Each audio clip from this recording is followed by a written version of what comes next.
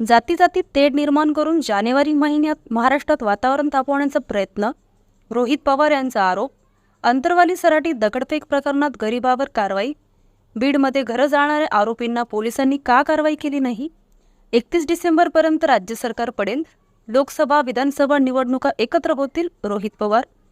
मराठा आरक्षणाला आमचा पाठिंबा असून येणाऱ्या अधिवेशनात एक अख्खा दिवस याबाबत चर्चा केली जाईल. सरकार जो सकारात्मक निर्णय घेईल त्याला आमचा पाठिंबा. जाती जातीत तेढ निर्माण करून जानेवारी महिन्यात महाराष्ट्रात वातावरण तापवण्याचा प्रयत्न होत असल्याचा आरोप आमदार रोहित पवार यांनी केला आहे. अंतरवाली सराटी दगडफेक प्रकरणात गरिबावर कारवाई झाल्याचं देखील ते म्हणाले.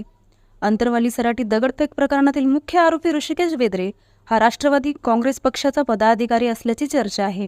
यावर रोहित पवार यांनी देखील भाष्य केलंय. तो कुठल्या पक्षाचा असो, जेव्हा सरकारकडून पहिला लाठीचार्ज केला जातो तेव्हा तिथे असलेला युवा हा पक्ष पाहत नाही तर माणुसकी पाहतो, आणि माणुसकी त्या नात्याने जेव्हा मस्तकात आग जाते तेव्हा त्यांना कुणीही थांबवू शकत नाही, असं रोहित पवार यांनी म्हटलं आहे.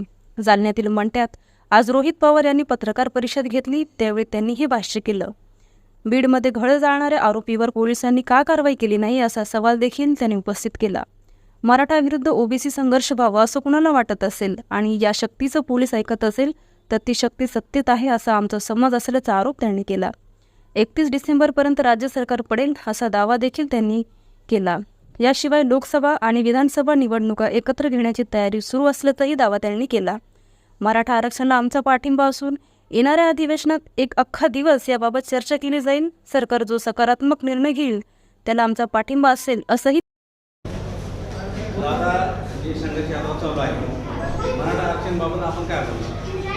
सुरुवातीपासून आत्तापर्यंत मराठा आरक्षणाला आपण पाठिंबा दिलेलाच आहे.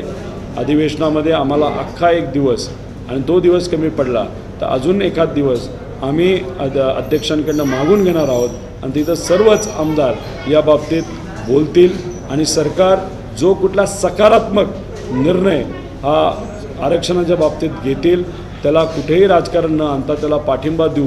शेवटी आरक्षण हे मिळालं पाहिजे, त्यासाठी जे कोणी लोकांनी प्रयत्न केलेत त्यांना पाठिंबा दिलाच पाहिजे. आणि हा देत असताना जर प्रश्न उद्या मार्गी लागला, जो लागलाच पाहिजे अशी आमची भूमिका आहे, तर याचं श्रेय हे समाजामध्ये असणाऱ्या सामाजिक कार्यकर्त्याला जातं, कुठल्याही नेत्याला जात नाही.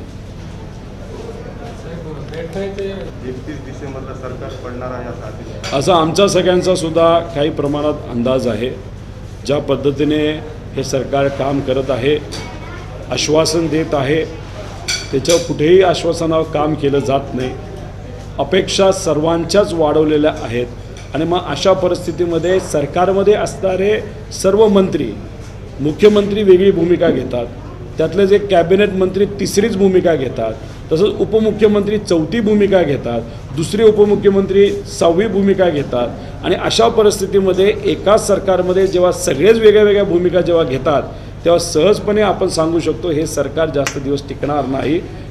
हे टिकणार नाही असं आम्हा सगळ्यांना वाटतंय आणि लोकसभेबरोबरच विधानसभा होईल असं आम्हा सगळ्यांना वाटतंय. पण अजून एक भीती आम्हाला वाटत आहे की जे बीडला घडलं, सत्तेत असणाऱ्या एका शक्तीला घडवलं, जसं बीडला घडवलं ते जानेवारी महिन्यामध्ये अख्ख्या महाराष्ट्रामध्ये होईल का काय अशी भीतीसुद्धा आम्हा सर्वांना तिथं वाटत आहे.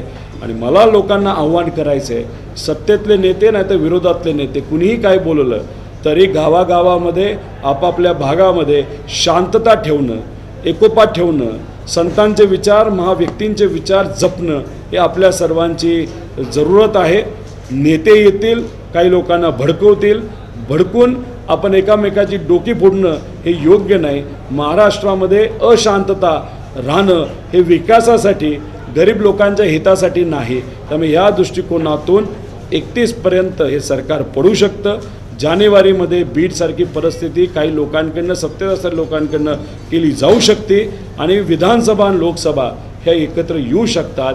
कारण काही अधिकाऱ्यांशी बोलल्यानंतर असं कळत आहे की तयारी लोकसभा आणि विधानसभेची एकत्रित घेण्याची अधिकाऱ्याच्या लेवलला सुरू झालेली आहे. त्यामुळे काहीतरी या राज्यामध्ये सत्तेत असणाऱ्या लोकांकडनं असं काहीतरी शिस्त आहे ते महाराष्ट्राच्या हिताचं नसणार आहे.